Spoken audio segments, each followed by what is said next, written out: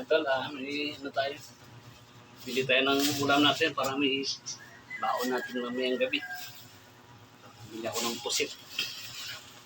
Pusit.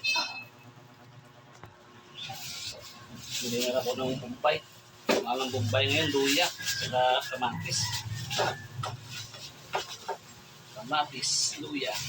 Ito, binili tayo ng pusit. Ito, adubuhin.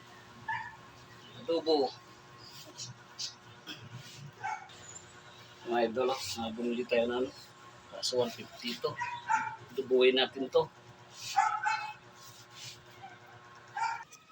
Ito pala, tinatanggalan natin to ng mata.